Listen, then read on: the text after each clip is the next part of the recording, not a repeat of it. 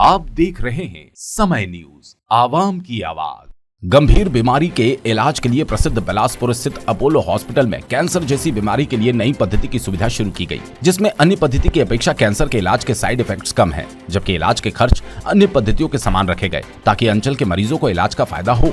इसकी जानकारी देने आज अपोलो हॉस्पिटल में प्रेस वार्ता का आयोजन किया गया, जिसमें अपोलो हॉस्पिटल के अपोलो कैंसर हॉस्पिटल के रेडिएशन और ऑन्कोलॉजिस्ट डॉक्टर राहुल मिश्रा ने बताया, हाइपोफ्रैक्शनेटेड रेडियोथेरेपी कैंसर के खिलाफ एक नवीन रणनीति है, काफी कारगर भी।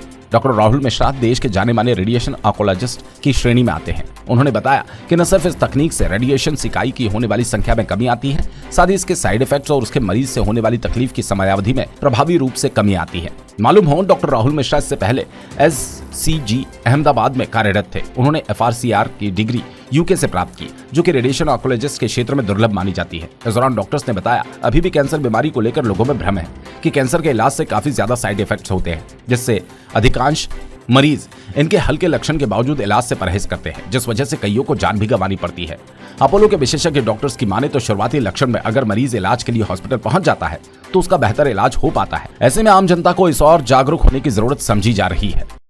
तो जैसा मैंने बताया कि हाइपोफ्रैक्शनेशन, ये इसमें एक चीज है कि जिस चीज में इसका एविडेंस है उन्हीं ट्यूमर्स में इसका यूज किया जा सकता है। हर ट्यूमर में इसका यूज नहीं कर सकते क्योंकि उसकी सेफ्टी हमें एसेस करनी है। जहां तक प्रिसिशन के साथ देंगे तभी उसका फायदा हो सकता है। और ब्रेन ट्यूमर्स में जहां तक बात है, तो ब्रेन ट्यूमर्स में सेलेक्टेड केसेस में अगर हम उससे और एक कदम, हाइपोफ्रैक्शनेशन से एक कदम आगे जाएं, तो एक चीज होती है जिसे हम कहते हैं SRS, स्टीरियोटैक्टिक रेडियो सर्जरी।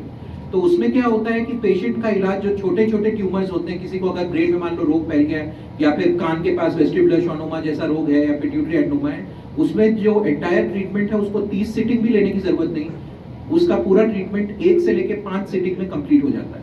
तो ये सब अभी इसलिए ही संभव हो पाया है क्योंकि अब हमारी मशीनों के ऊपर आंखें हैं। आंखें इन द सेंस हमारे पास CT स्कैन की मशीन है। तो जैसे कि जब हिटलर द्वितीय विश्व युद्ध में बम गिराता था तो उसको कहते थे कारपेट बॉम्बिंग, वो शहर के शहर तबाह कर देता था।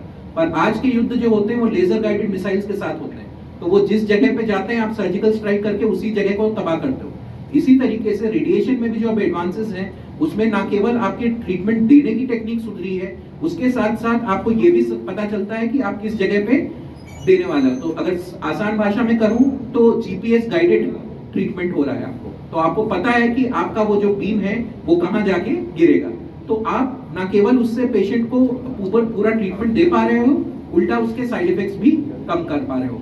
तो ब्रेन ट्यूमर्स में जहां तक इलाज है, जो एस्ट्रोसाइटोमास है, उसमें केवल जो जिनकी हालत बहुत अच्छी नहीं है उसमें हाइपोफ्रैक्शनेशन का रोल है, जिसमें 30 की जगह 15 सिटिंग में होता है। अदरवाइज बाकियों में अभी भी 30 सिटिंग ही एडवाइज किए जाते हैं।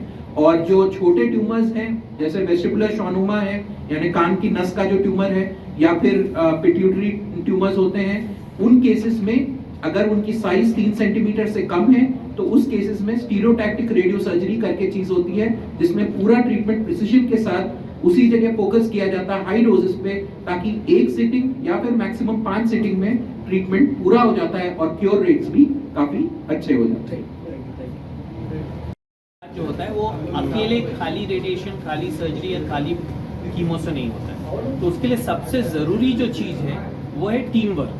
मतलब हर पेशेंट को तीनों डॉक्टर देखें, उसका ये निर्णय करें कि कौन सा विधि इनके लिए सबसे अच्छा होगा और उसका क्या ऑर्डर होना चाहिए। पहले सर्जरी होनी चाहिए, पहले इंजेक्शन लगना चाहिए, पहले रेडिएशन होना चाहिए। तो उसके लिए हमारे यहाँ ये मैंडेटरी एक बहुत ज़रूरी चीज़ है जो हर पेशेंट को के साथ फॉलो होती है।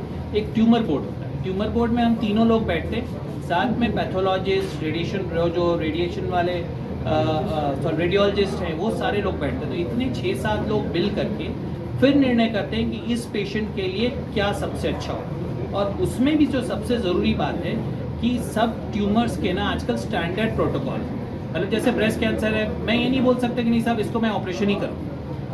कौन सा स्टेज है, क्या उसकी अभी क्या फैलाव की स्थिति है, उसके ऊपर वर्ल्ड में प्रिस्क्राइब गाइडलाइंस, और वही गाइडलाइन हम लोग सब पेशेंट पे फॉलो करते हैं और उसको हम लोग बैठ के डिसाइड करते हैं कि हाँ ये गाइडलाइन के हिसाब से इसका ये ट्रीटमेंट होना चाहिए, इसके लिए और कोई ऐसी चीज़ है जिसको हमको मॉडिफाई करना है, नहीं मॉडिफाई करना, और उस हिसाब से ट्रीटमेंट का सीक्वेंस पेशेंट को बताया जाता है और वही चीज़ फॉलो की जाती है जो उसके लिए सबसे उत्तम हो जिसमें कैंसर का नाश हो उसको कम से कम नुकसान हो। और हर प्रेस कॉन्फ्रेंस के जरिए मैं एक चीज़ आप लोगों से हर बार गुजारिश करता हूँ कि आप हमारी इतनी मदद करें। आज भी छत्तीसगढ़ में ये धारणा है कि बायोप्सी या टुकड़ा लेने से या ऑपरेशन करने से कैंसर बढ़ता है। ये हमारी सबसे बड़ी भ्रांति है जिससे हम आज तक लड़ रहे हैं। 20 साल से मैं लड़ रहा हूँ यहाँ पे, बाकी सब लोग जो भी आते हैं, और हम लोग अभी तक जीत नहीं पाए। आज भी बहुत से पेशेंट जो पहले स्टेज में डायग्नोज होते हैं वो इसी डर के कारण ट्रीटमेंट नहीं लेते हैं और एडवांस स्टेज होते हैं और उनका अपने प्राणों से हाथ धोते हैं। तो एक आप लोग प्रेस के जरिए, आप इतना बढ़िया, इतनी शक्तिशाली मीडिया है आपका, इतना शक्तिशाली मीडिया में हज़ारों करोड़ तक आपकी पहुँच है, तो एक भ्रांति हमारी आप दूर कर दो कि बायोप्सी लेने से या ऑपरेशन करने से कैंसर नहीं फैलता है। उसके बिना बल्कि ऑपरेशन किसी भी इलाज का शुरू नहीं करना।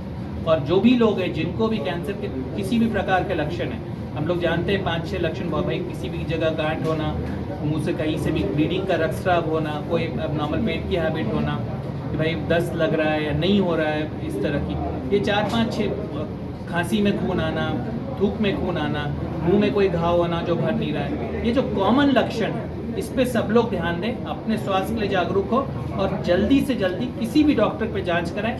और अगर वो कहता है कि भाई मुझे बायोप्सी करना है या टुकड़ा लेना है तो डरे नहीं, वो पहला कदम है ट्रीटमेंट, और जितनी जल्दी आप करेंगे उतनी। बिलासपुर से राकेश खरे की रिपोर्ट।